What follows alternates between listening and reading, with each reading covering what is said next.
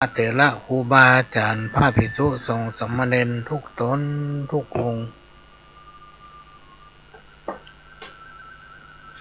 และก็ขอสวัสดีพี่น้องท่านผู้ฟัง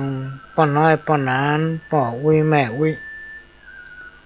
ที่รับฟังรายการจากสถานีวิทยุกระจายเสียงพระพุทธศาสนาแห่งชาติและสังคมเคลื่อนเพื่อการศึกษาพระพุทธศาสนาและวัฒนธรรมFM 104.50 เมกะเฮิรตซ์จากวัดไฟหิน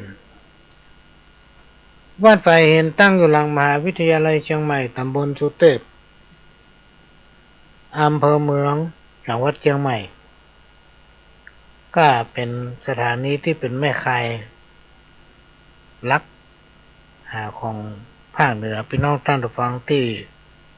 นำเอาเสียงธรรมนำเอาสาระสปะน้อยอ่านปันเรื่องจากสถานีต่างๆไปสู่ยังสถานีหลายๆสถานี FM 104.50 เมกะเฮิรตซ์นี้เป็นของพี่น้องคนฟังทุกท่านเป็นเจ้าของที่เราจะต้องช่วยกันทนุบำรุงพี่น้องท่านผู้ฟังยิ่งอากาศมันเปลี่ยนบึดหนาวบึดร้อนเนี่ยก็มีข่าวว่ากำเดิดจะมีฝนมีลมผมละ สถานีก็มีความจำเป็นที่ต้องทำการทนุบำรุงอยู่ตลอดถ้าบัทนุบำรุงกำเดียวก็ดังโซ่ไหลไหนก็บอกปะไล่จะมาจมเอาขว้างไอ้นี่ก้าว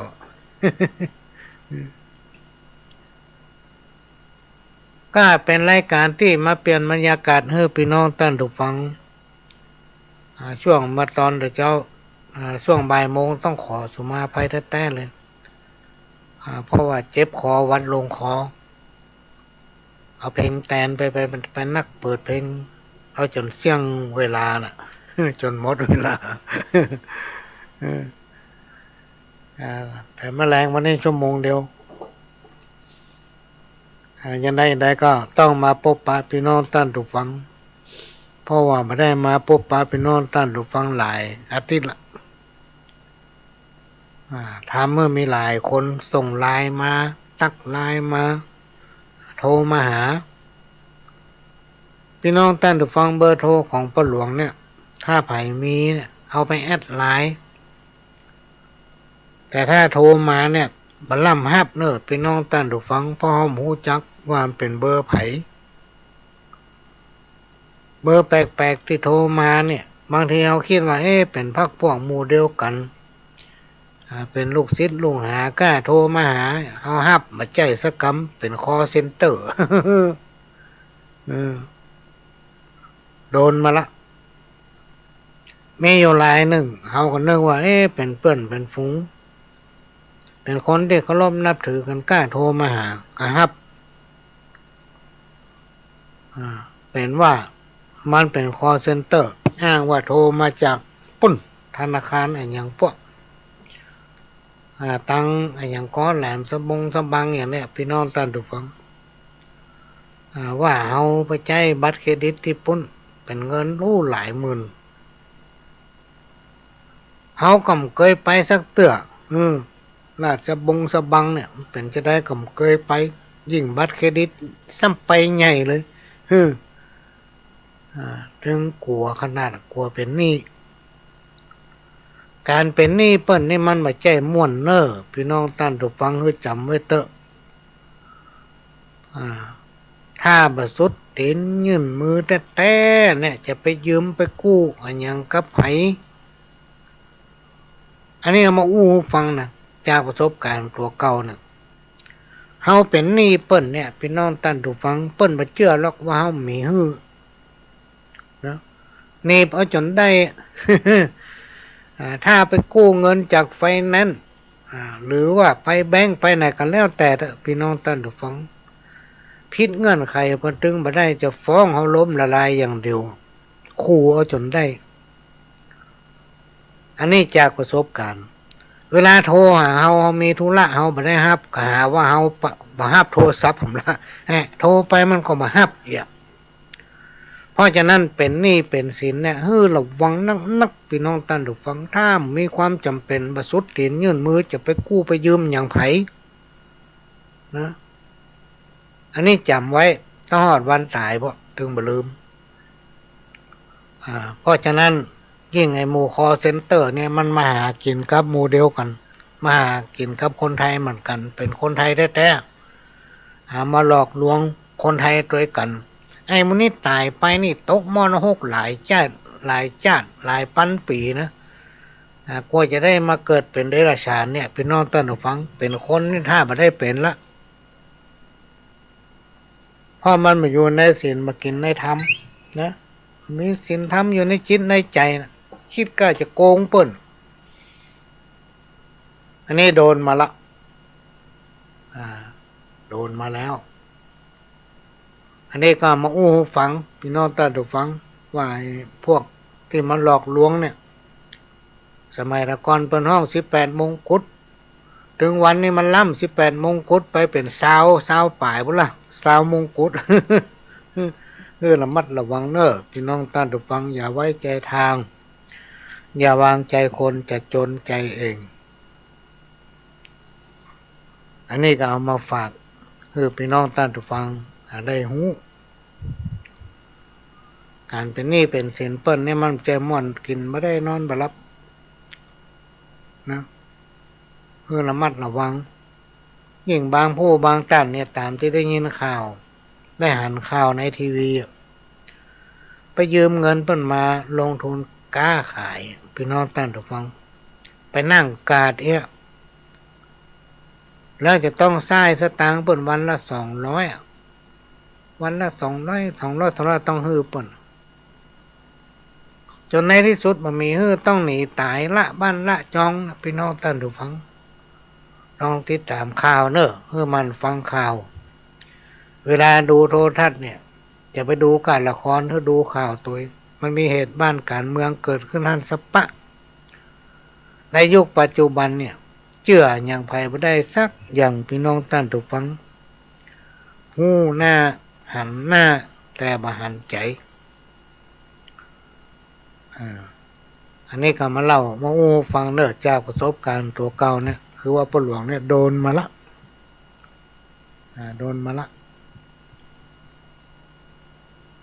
เพราะฉะนั้นใครที่มีโทรศัพท์หมายเลขโทรศัพท์ของพ่อหลวงเนี่ยท่านบ่ต้องโทรมาเอาไปแอดไลน์นะเอาไปแอดไลน์ถ้าโทรมาเบอร์ที่พ่อหลวงบ่เคยฮู้จักเนี่ยเป็นเบอร์ใหม่เนี่ยเขาต้องมาห้ามเด็ดขาดเพราะว่าแกล้งบดีนั้นนักมันโทรมามันหาเรื่องเขาใส่เงามีอันสปะคอเซ็นเตอร์เนี่ยระวังเนอะพี่น้องท่านผู้ฟังมาโอ้กันถึงข้าวก็มีพี่น้องท่านผู้ฟังส่งข้าวมาทางจดหมายก็หลายฉบับมันไม่ได้เอามาออกอากาศต้องมาเกามาอ่านก่อนแล้วช่วงเนี้ยพี่น้องท่านผู้ฟังตั้งแต่มกราเปิดห้องมกราเขาจะว่ามกรามาจะถึงกุมภาเนี่ยไม่ค่อยว่างไม่ค่อยมีเวลาเลยพี่น้องท่านฟังเวลามีแต่มันบ่ว่างถามว่าไปไหนอยู่บ้านนี่แหละเนี่ยอันหนึ่งจับอันหนึ่งเนี่ยอันหนึ่งจับอันหนึ่งพี่น้องท่านผู้ฟังถ้าลงไปตั้งลุ่มก็บรรยากาศตั้งลุ่มขึ้นมาตั้งบนก็บรรยากาศในห้องนะจากมกรามาจนถึงวันเนี้ยแล้ววันที่14นี้ก็จะไปต้าศาลาจะได้ไปพบปะพี่น้องท่านผู้ฟังที่ต้าศาลาบ้านยังจำมาได้เดือนมกราเนี่ยวันที่25ก็จะไปที่บ้านสันทรายบ้านภูอย่างนั้นจำมาได้เหมือนกันความจำไม่ค่อยดีอันนั้นก็เปิ้นจะทำพิธีศาลเจ้าที่กับศาลพระภูมิและมีที่ไหนทำที่นะจำไม่ได้ แล้วเดือนมีนาเนี่ยพี่น้องท่านผู้ฟังมีจองมาเต็มกระดานเลยเป็นงานพิธีกรรมทั้งนั้นซึ่งไม่ได้เกี่ยวกับทางพุทธศาสนาเต็มกระดานเลยสุดเดือนเพราะฉะนั้นบางผู้บางท่านจู่ๆไม้เขามีเวลาให้ถ้าเขามานัดกันก่อนเขาไม่ได้แจงเวลาไว้พี่น้องท่านผู้ฟังก็มีโอกาสได้นั่งอู้กันไม่ใช่รังเกียจเพราะเวลามันมีจำกัดมันมี24 ชั่วโมงนั่นแหละแต่มันบอกว่าอย่างเดือนมีนานี่ตลอดทั้งเดือนลามไปถึงเมษานะลามไปถึงเมษาไปถึงวันที่ปุ้นหลังสงกรานต์เพราะฉะนั้นคนเฮาทุกคนพี่น้องท่านผู้ฟังมันจะมีความสัมพันธ์กับหน้าที่การงานทีแรกก็คิดว่าเหมือนกับพระเถระองค์หนึ่งเป็นที่เคารพนับถือมันพี่มันน้องเคารพนับถือมันครูบาอาจารย์เพิ่นบอกว่าตะก่อนเฮาเป็นรองเจ้าคณะอำเภออิดขนาดว่าต่อมาได้เป็นเจ้าคณะอำเภอเขาก็นึกว่าจะสบายมาหำหน่อยเนาะมีอย่างเคยได้สั่งไปทั้งเจ้าคณะตำบลสั่งไปถึงรองเลขาอย่างเงี้ยโหซ้ำบัดได้อยู่ได้ย่างหำมะต่อมาบุญปารมีสูงส่งไปเป็นเลขาจังหวัดเป็นเลขาจังหวัดเป็นรองจังหวัดเนาะซ้ำบัดได้อยู่บัดได้ย่างเงาประหลวงอย่างเดียวกันเขาเกษียณมาแล้วหลายๆคนอินดูว่าโอ้ประหลวงเพิ่นท่าจะเหงา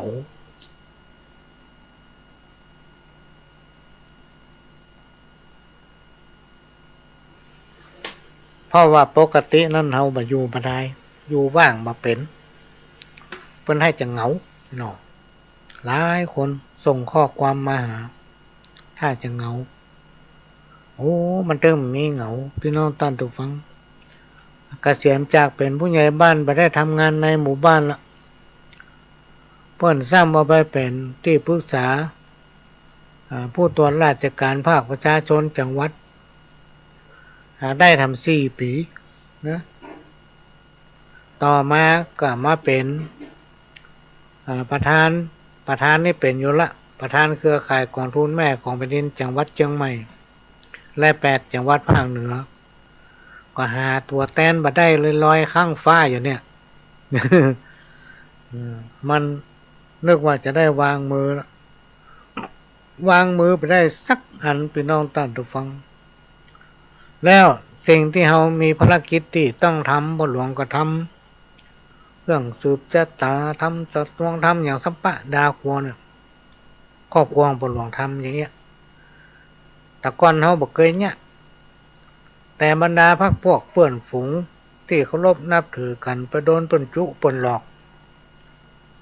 ก็เลยจำเป็นต้องทำว่ากันให้สูบต้องไปหาไผมานี่เนาะก็เลยลามไปเลยติดพันลำเดนี่ลอยไปแล้วงานก็เลยนักหนาปาป้านมาแค่ได้เป็นส่วนตัวปุ้นถ้าจะนอนก็แค่รับแต่นอนแล้วก็รับเลยเนี่ยน่ะเป็นสาเหตุที่วันพฤหัสที่ผ่านมาบ่ได้พบปะพี่น้องท่านผู้ฟังเนื่องจากว่าภาคกลางวันต้องทำนั่นทำนั่นมันมีเวลาวางยั้งตั้งท่าจะพบปะพี่น้องท่านผู้ฟังโอ้ยมันแค่หลับเมื่อหูเมื่อตาตึงบ่ขึ้นตั้งเครื่องไว้จัดดี ท่านผู้อำนวยการก็เข้ามาในเครื่องแล้วก็ต้องได้กราบเรียนขออนุญาตว่าถ้าบ่ไหวแล้วครับท่านอาจารย์ประเด็นนี้มือตาตึงบ่ขึ้นขั้นรับขนำนำลูกแก้งเตรียมไว้แล้วนะเนาะก็เลยไปได้ปะสักคำก็เป็นรายการที่ได้รับสันธานุมัติจากผู้รักผู้ใหญ่พี่น้องท่านผู้ฟังจากครูบาอาจารย์เถระจากท่านผู้อำนวยการสถานีท่านหลวงพ่อพระครูสมมุติวิสุวัตรวรกิจโจเจ้าวาดวัดไฟเห็นผู้อำนวยการสถานีวิทยุ ได้ให้โอกาสขโยมเก่าซึ่งเป็นเจ้าบ้านแท้ๆพี่น้องท่านผู้ฟังมานั่งอู้มาพบมาปะพี่น้องท่านผู้ฟังก็จะนำเอาสาระสัพพะร้อยอันปันเรื่องจากประสบการณ์ของตนเองจากประสบการณ์ที่หู้หันครูบาอาจารย์เปิ้นนำปฏิบัติก็มาเล่ามาอู้สู่กันฟังอันใดดีก็ว่าดีอันไหนบ่ดีก็ว่าบ่ดีพี่น้องท่านผู้ฟังนะถ้าระดับเจ้าบ้านฟังเนี่ยมันจะเข้าใจว่าเป็นอีแต่โลยถ้าระดับเปิ้นผู้ดีเปิ้นมีความรู้นักผู้หลักผู้ใหญ่มาฟังเนี่ยมันไม่ได้เรื่องหรอกพี่น้องท่านผู้ฟังมันเป็นเรื่องอย่างไร้สาระเนี่ยเพราะมันเป็นคนละแนวเนาะเปิ้นว่าห้อมหนูไตห้อมในติวพื้นฐานของคนเฮามันจะเท่ากันพี่น้องท่านผู้ฟังบ่ว่าจะเป็นความเป็นอยู่สิ่งแวดล้อมนะด้านการศึกษาด้านงานเพราะฉะนั้นจิตใจของคนเฮาเนี่ยมันบ่ทัดเทียมกันการอู้กันจาอย่างเดียวกันพี่น้องท่านผู้ฟังมันจะแตกต่างกันไปอยู่ที่พื้นฐานของคนนะอยู่ที่พื้นฐานของคน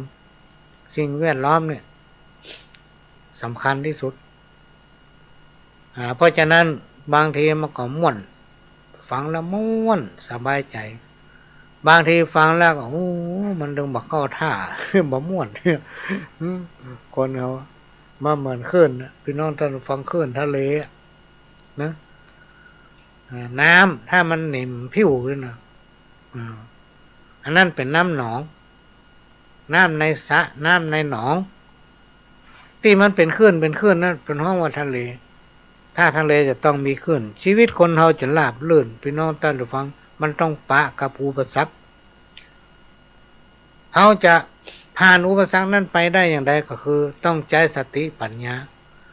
ถ้าเขามีสติปัญญาพี่น้องท่านผู้ฟังก้อยคิดก้อยทำนะก็เดี๋ยวมันก็ประสบความสำเร็จในการแก้ไขปัญหานั้นคนเราจะไปเมืองอยู่จะไปเมืองเกณฑ์ต้องคิดว่าเขาจะยะอย่างใดให้มันได้อยู่ดีกินดีเขาจะยะอย่างใดให้มันได้สตางค์นะให้มันได้กินได้ใจอย่างเปิดหาวิธีคิดใช้สติปัญญาตัวเก่าพี่น้องท่านผู้ฟังบ่ต้องกลัวกั้นแมงบ้งมันยังบ่ตายกั้นใบไม้อย่างเพราะว่าเศรษฐกิจตึงวันเนี่ยเนี่ยน่าภูมิใจพี่น้องท่านผู้ฟังว่าเขาจะไปที่ไหนเขาจะพบปะคนมากหน้าหลายตาถึงไทยถึงเทศ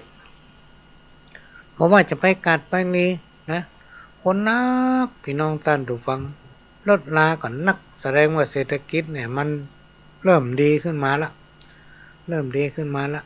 อันนี้น่าดีใจ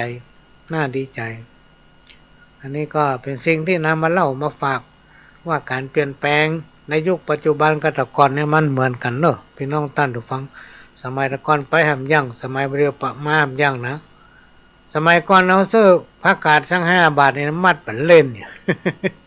โอ้มัดใหญ่ได้ไงว่าเอามาแกงกินได้วันค่ำบัดนี้มัด10 บาทยังมาค่อยขายเลยนะซื้อมัดซาวก่อนหอมป้อมเนี่ยหอมป้อมใบหอมต้นหอมเนี่ยเพิ่นขายคำซาวนะพี่น้องท่านผู้ฟังกาดบางที่บางแห่งเนี่ย5 บาทค่อยมีแล้ว แต่ก่อนไม่มีสตางค์บาทนี่ซื้อได้สปะเนาะบางอย่างก็มีความจำเป็นต้องใช้สตางค์บางอย่างก็ไม่จำเป็นต้องใช้อันนี้ก็มาฟังว่าอย่ามึงกินมึงอยู่จะต้องช่วยเหลือตัวเองจนถึงที่สุด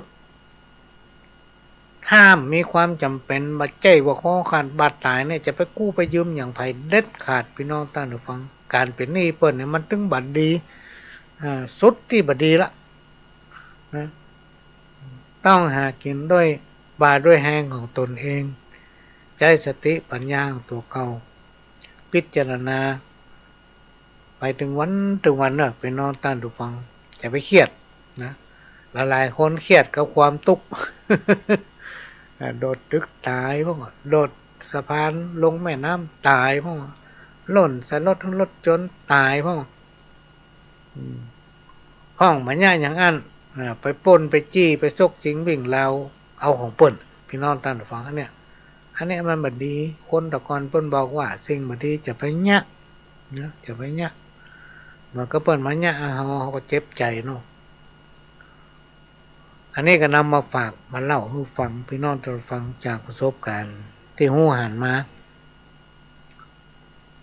เรื่องความสุขความทุกข์ โลกมันบัดเที่ยง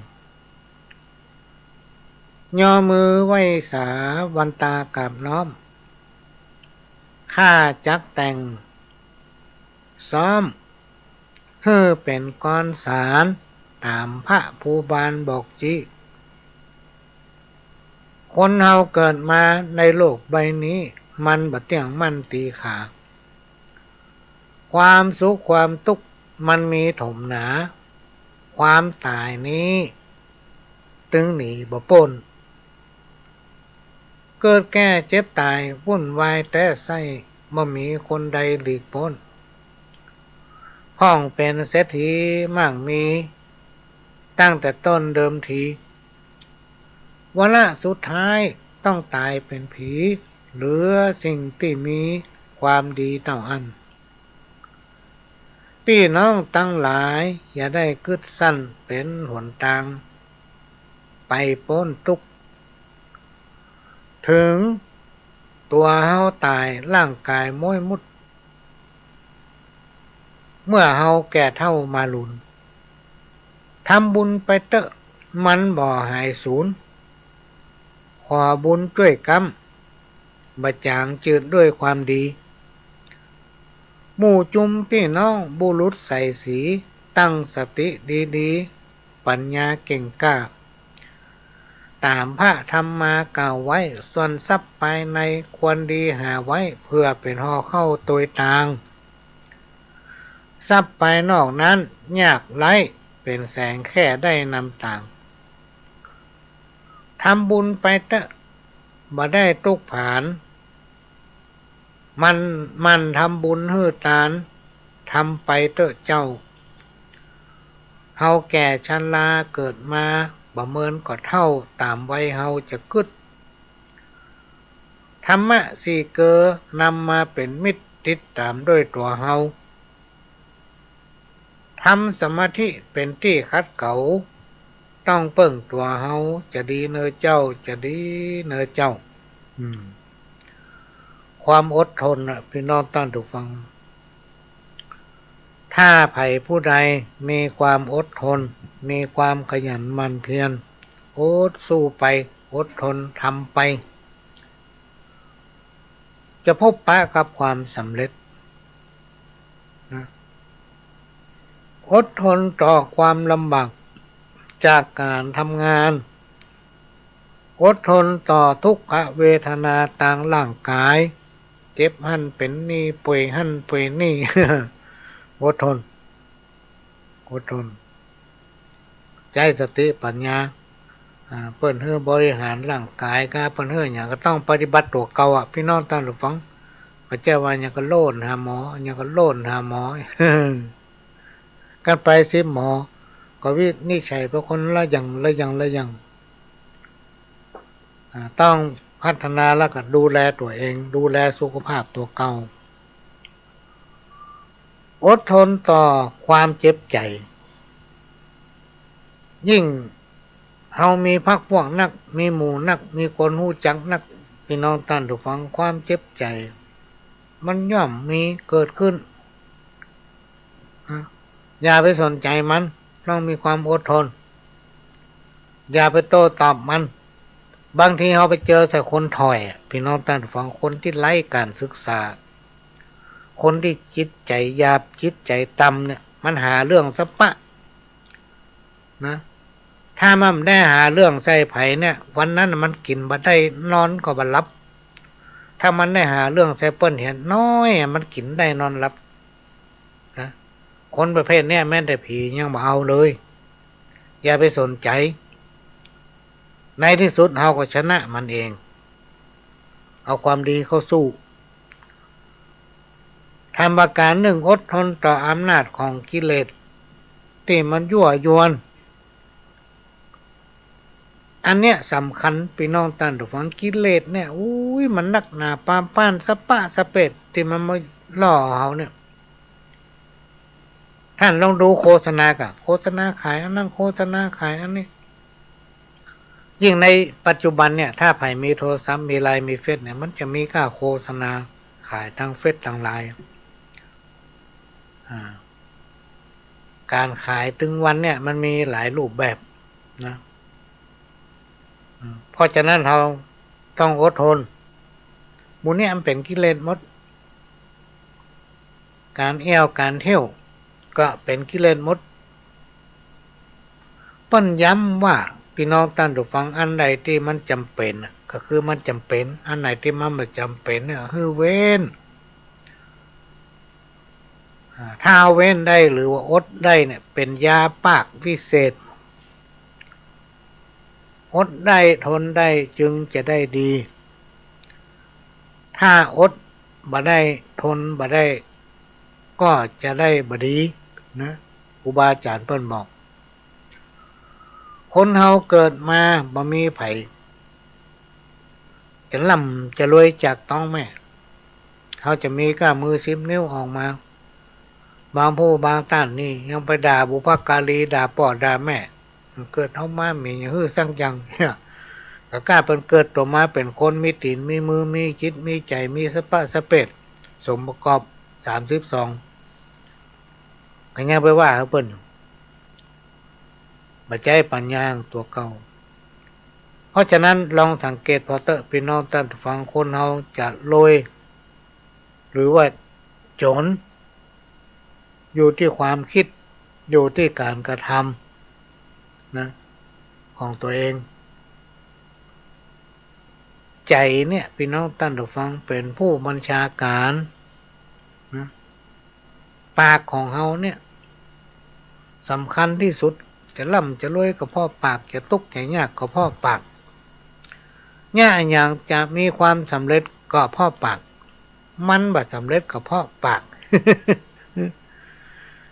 คู่กันดีๆคบกันมาเป็นหลาย10 ปีลองไปพลาดคำพูดปฏิเหตุเตือนเรื่องพอหน้ากันซ้ำเนี่ยพี่น้องท่านผู้ฟังก็ฝากไว้ทุกคนจะต้องพบปะความลำบากก่อนที่จะสบายก่อนที่จะสบายก็จะต้องปะกับความทุกข์ยากลำบากมาก่อนถ้าไผคิดว่าเมื่อหนุ่มๆคุยต้องสบายนะคิดผิดพอบ้านปลายชีวิตก็จะต้องลำบาก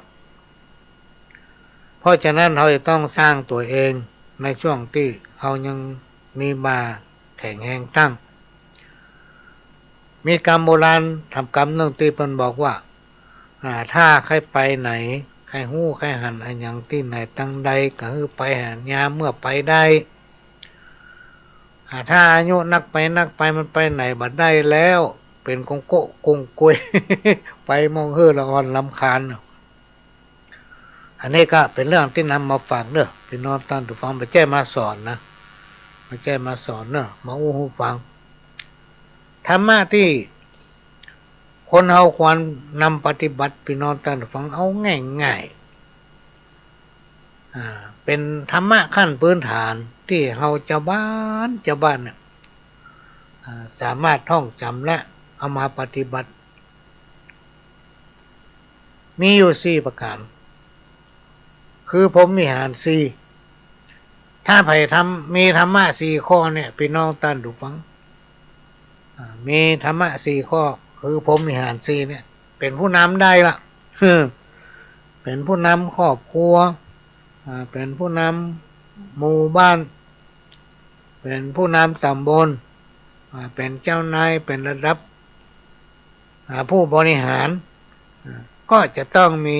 ธรรมะ4 ข้อนี้ก็คือพรหมวิหาร4พรหมวิหาร4มีอย่างพ้อง 1. เมตตามีความรักใคร่มีความรักใคร่ต่อคนทั้งหลายเป็นเสมือนญาติ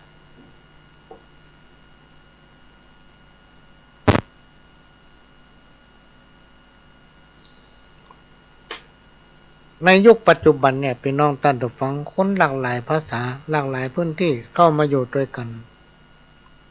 ในสังคมชุมชนเนี่ยบางบ้านนี่มีเป็นปันครอบครัวพุ่นถ้าในอดีตชาติเฮาบ่ได้เคยทำบุญร่วมกันมาเมื่อในอดีตชาตินี้พบนี้เฮาย่อมจะบ่ได้ปะได้พบกันบางทีอาจเป็นพี่เป็นน้องเป็นพ่อเป็นแม่เป็นลูกเป็นหลาน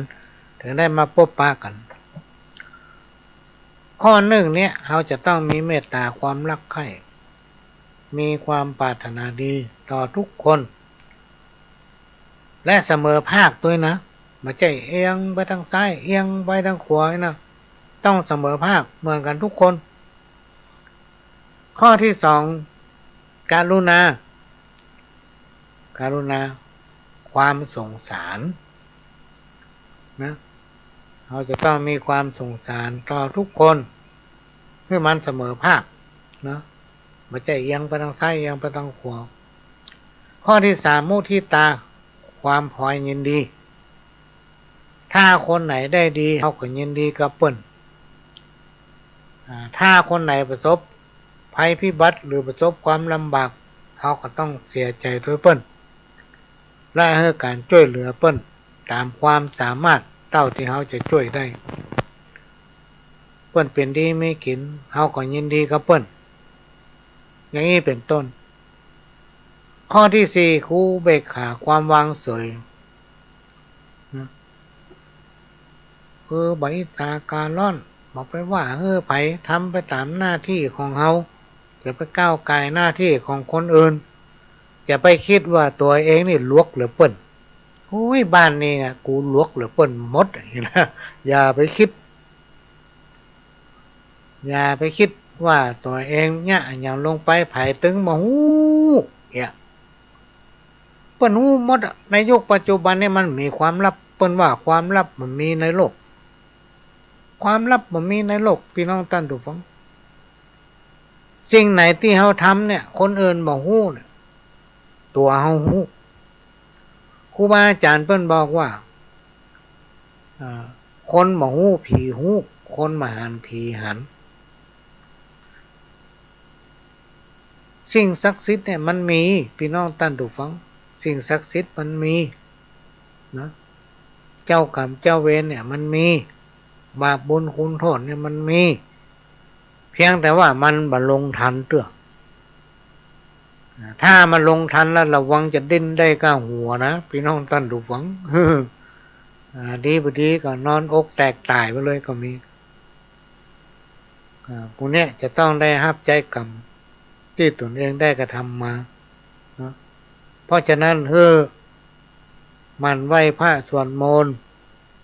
ก่อนรับก่อนนอนไหว้พระสวดมนต์ระลึกถึงผู้มีพระคุณก็คือพ่อแม่ครูบาอาจารย์ระลึกถึงคนที่ไกลให้การอนุเคราะห์ช่วยเหลือเฮาอย่าได้ขาดมันตรวจน้ำถึงเจ้ากรรมเจ้าเวรพี่น้องท่านผู้ฟังอันนี้ก็มาอู้ฟังจากคำอู้ของครูบาอาจารย์ได้หลายคน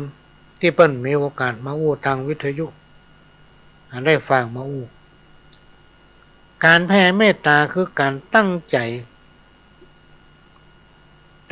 ที่จะแผ่เมตตาเป็นการเปิดใจกว้างขวางนะโดยมีขอบเขตที่ภาษาธรรมะเพิ่นบอกว่าไร้พรมแดนให้กว้างขวางแบบไร้พรมแดนก็มีขอบเขตแสดงความปรารถนาดีต่อสรรพสิ่งตลอดจนถึงเทวบุตรเทวดาอารักษ์ที่รักษาบ้านเฮือนไร่สวนวัดวาอารามท่อนี้เจ้าที่พูดผีปีศาจจิตวิญญาณของบรรพบุรุษและปู่ย่าตายายตั้งหลายทั่วไปโดยมีขอบเขตบ่ว่าเขาผู้นั้นจะเป็นคนมนุษย์หรือสัตว์เชื้อชาติศาสนาใดก็ตามที่มีส่วนเกี่ยวข้องกับเฮาการตั้งจิตอธิษฐานแผ่เมตตาเพื่อขอให้เขาตั้งหลายเหล่านั้นมีความสุขอย่าได้มีความทุกข์ให้เขาพ้นจากทุกข์ การดำเนินชีวิตของคนเฮาถึงวันเนี้ยพี่น้องท่านทุกฟังทุกคนต่างก็ปรารถนาความสุขความเจริญทุกคนมีความปรารถนาให้พ้นจากอุปทวะกังวลอันตรายทั้งหลายทั้งมวลเพราะสิ่งที่กล่าวมานี้มันทำให้คนเราเป็นทุกข์มันเป็นกรรมที่คนทั้งหลายบ่ต้องการไผกระตึงบ่ต้องการก็คือความทุกข์ยากเดือดร้อนมันมีภัยต้องการด้วยเหตุที่กล่าวมาแล้วนั้นการเผยแพร่เมตตาจึงควรแผ่ให้แก่ตนเองและผู้อื่น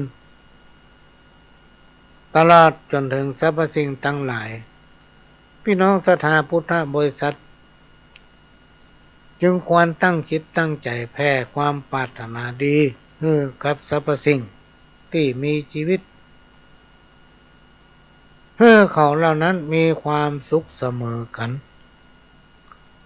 เมื่อมีความสุข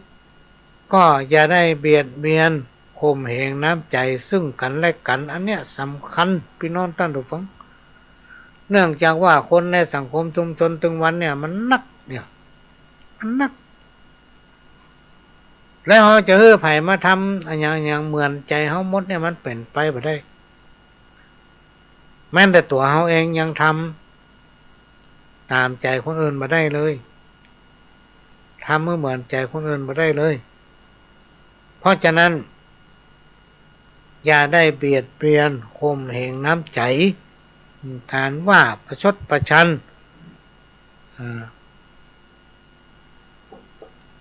หาเรื่องใส่กันท่านั้นท่านี้เนี่ยเป็นการข่มเหงน้ำใจซึ่งกันและกันครูบาอาจารย์ท่านผู้รู้ได้กล่าวไว้ว่าบ่ควรใส่ร้ายป้ายสีซึ่งกันและกันบ่ต้องอิจฉาริษยาซึ่งกันและกันพี่น้องท่านผู้ฟังทำตัวเองไปตามหน้าที่ของตัวเองว่าเรามีหน้าที่อย่างให้ใจชีวิตของตนเองแบบสงบเสงี่ยมให้เหมาะสมกับความเป็นคน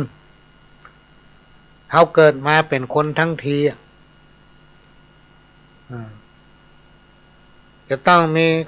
ความอ่อนน้อมถ่อมตนบ่เย่อหยิ่งบ่จองหองบ่ดูหมิ่นดูแคลนคนอื่นอันเนี้ยคือคนที่บ่อ่อนน้อมถ่อมตนเย่อหยิ่งและเป็นคนจ่องหองดูหมิ่นคนอื่นอยู่ตลอดเวลาเนี่ยอันนั้นเป็นห้องว่าบ่ใจคน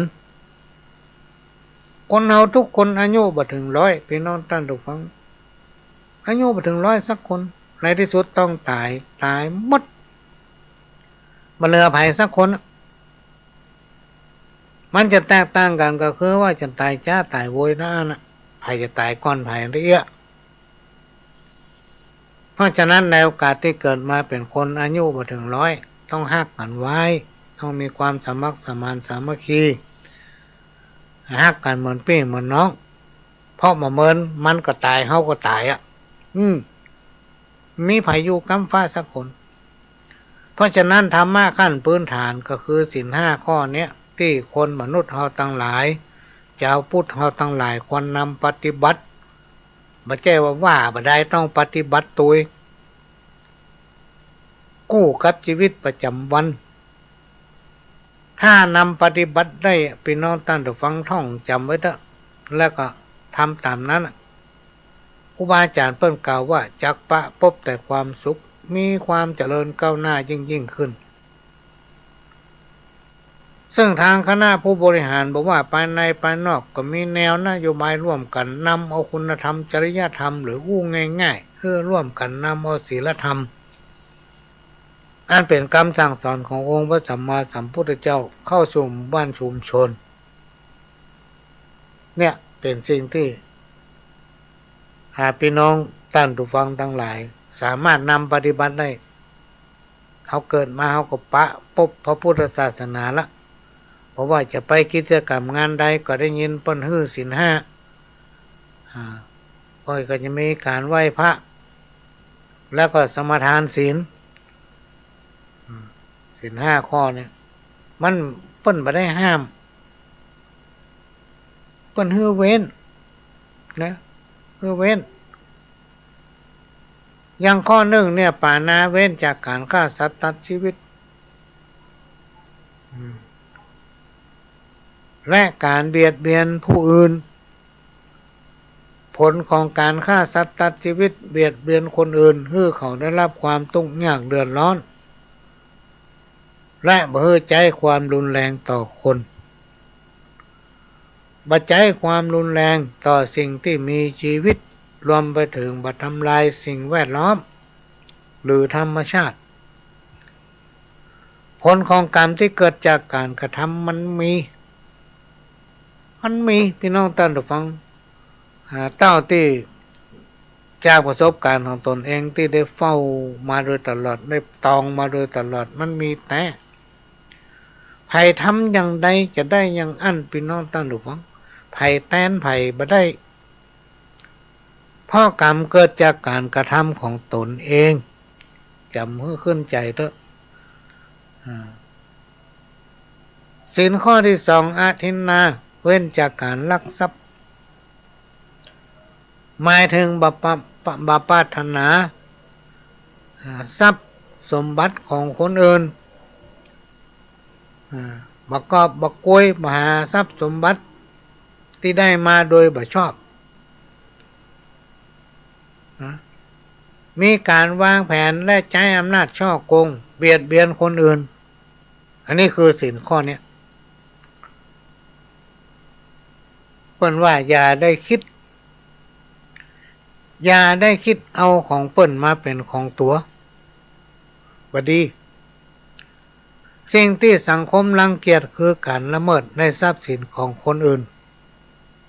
ที่บ่ใช่ของตนเองรวมไปถึงการทุจริตคอร์รัปชันทุกรูปแบบจงร่วมกันช่วยกันสร้างสังคมเพื่อมีความโปร่งใสสร้างสังคมแห่งการแบ่งปันสร้างสังคมแห่งความยุติธรรมไม่ใช่มีแค่ป้ายต้องปฏิบัติตัวบางที่บางแห่งเขียนป้ายตัวเป็นเล่น เขียนป้ายตัวใหญ่ขนาด แต่ไม่ไผปฏิบัติเนี่ยมีคนมาฟังใจเนี่ยได้ดีปนหลวงเนาะไปให้สื่อเพิ่นฟังเถอะให้ช่วยกันประชาสัมพันธ์นักนี่เนาะช่วยกันประชาสัมพันธ์ช่วยกันรณรงค์เนาะเนี่ยอันนี้คือศีลข้อนี้ข้อที่3กาเม เว้นจากการประพฤติผิดจากคันลองครองธรรมศีลข้อนี้ว่าด้วยการบ่ใช้ความรุนแรงในครอบครัวซื่อตรงต่อกันทำตนเองให้เป็นตัวอย่างแก่ลูกหลานและคนในครอบครัวครูบาอาจารย์เปิ้นกล่าวว่าข้อเนี้ยสำคัญพี่น้องท่านผู้ฟังผัวเมียถ้าบ่ซื่อตัวใส่กันเนี่ย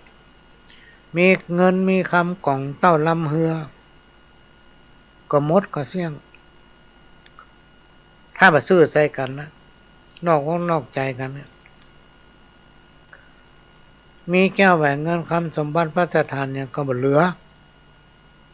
บ่ฮู้มันจะฮ้อนด้วยหยัง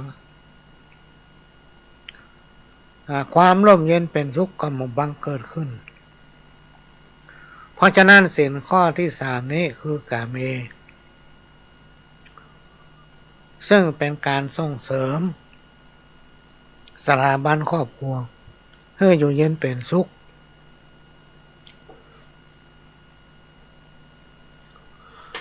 ให้มีความรักมีความอบอุ่นมั่นคงประการสำคัญจะต้องให้เกียรติและเคารพซึ่งกันและกันอันนี้เป็นศีลข้อที่3 ซึ่งจะต้องสร้างความมั่นคงให้กับสถาบันครอบครัวข้อที่สี่มุสาเว้นจากการโกหกหลอกลวงยายหมู่คอเซ็นเตอร์เนี่ยหลอกลวงหากินกับคนเชื้อชาติเดียวกันหมูเนี่ยตายไม่ได้เกิดละพี่น้องท่านผู้ฟังแล้วไม่ได้ตายเท่า ไม่ได้ตายเท่าโกหกหลอกลวงนำเอาสิ่งที่บดีมาอู้จุเปิ้นปั้นน้ำเป็นตัวยุให้เปิ้นผิดกันชอบอู้ในสิ่งที่บ่มีเปิ้นฮ้องว่าเป็นคนปิ้นปั้นชอบใส่ความคนอื่นที่กล่าวมานี่เป็นธรรมขั้นพื้นฐานที่ขยายความง่ายๆพี่น้องท่านผู้ฟังบัดต้องปาธรรมะชั้นสูงชั้นนั้นชั้นนี้มาหรอกขอศีล5ข้อเนี่ยไว้ในจิตในใจของพี่น้องท่านผู้ฟังแล้วทำมันอย่างต้มพิษถ้าเราอยู่ในกรอบของศีล5ข้อนี้ก็จะทำให้ตนเองบังเกิดความร่มเย็นมีความเจริญก้าวหน้าบ่ว่าคนหรือว่าผีสางนางไม้จักคุ้มของรักษาขั้นตกทุกข์ยากเดือดร้อนก็จักผ่านพ้นอุปสรรคปัญหานั้นไปได้นะข้อที่5คือเว้นจากการดื่มน้ำเมาเปิ้นบ่ได้ห้ามพี่น้องท่านผู้ฟังเปิ้นฮื้อเว้นและสิ่งเสพติดฮื้อโทษเนี่ยสิ่งเสพติดฮื้อโทษมันทำให้คนเฮาขาดสติพี่น้องท่านผู้ฟังอย่างคนที่กินยาบ้านักเป็นบ้าลืมพ่อลืมแม่บ่ฮู้จักกะกุนมุนเงาอันยะหยังก็ยะบ่ฮู้จักตัวเก่าเป็นเหตุให้กระทำความผิดเนี่ยเปิ้นฮื้อเว้นถ้าไผไปเสพไปติดยาบ้าหรือว่ากินเหล้านักนี่นะเกินประมาณทำให้สมองเสื่อมสมองเสื่อม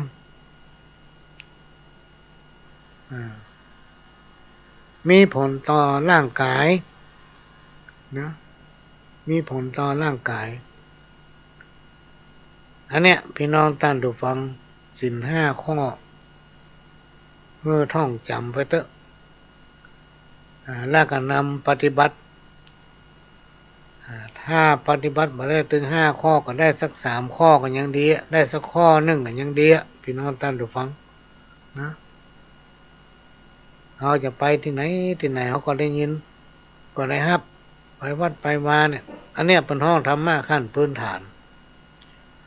เป็นเครื่องเตือนสติให้คนเราทุกคนอยู่อย่างมีสติและก็ทำหน้าที่ของไผของมันประพฤติปฏิบัติตนให้ถูกต้องหากไผผู้ใดทำได้จะทำให้วิบากกรรมต่างๆลดน้อยและหายไปจากพบแต่ความสุขความเจริญทั้งโลกนี้และโลกหน้าเนี่ยมันขึ้นอยู่กับพี่น้องท่านผู้ฟังกับคนเฮาทั้งหลายเนี่ยว่าจะนำปฏิบัติได้นักน้อยขนาดไหนเหมือนกับกรรมที่เพิ่นบอกว่าเฮาต้องขยันหมั่นเพียรปัจจัยหรือว่าสตางค์ที่เฮาได้มาโดยง่ายมันก็ใจไปง่ายถ้าเฮาได้มาโดยยากมันก็ใจยากเพราะฉะนั้นเฮาต้องคิดถึงวันตั้งหน้าว่าถ้าเฮามีปัจจัยนะเฮามาใจวันนี้หมดวันพรุ่งเฮาจะไหนมาใจแล้วมันจะได้จากไหนมาสิ่งทั้งหลายเราเนี่ยพี่น้องท่านผู้ฟังต้องคิดให้ดีเพื่อเฮาจะอยู่ได้ยืนหยัดอยู่ได้ในปัจจุบันและก็บั้นปลายของชีวิตอย่ามัวแต่กินแต่แอวอย่ามัวแต่เที่ยวอย่ามัวแต่หาความสำราญคิดมนุษย์ลุ่มฟ้าโลกล่าใจเหลวลึกข้อมือเดียวไผ่หลอนยังได้ สากลกรมการเหนือใต้จะเตรียมไปเจี่ยวลึก10 วา20 วายังโหยังตึกกำก่อนกี้โบราณเนี่ยครูบาอาจารย์เปิ้นกล่าวว่าบัดนี้นั่ง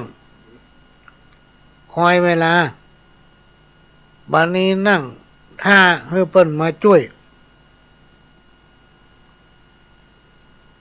ถ้าไผอยู่ในลักษณะเนี้ยพี่น้องท่านผู้ฟังครูบาอาจารย์กล่าวไว้ว่าจักหาความเจริญมาได้ห้อมหนูหนูไต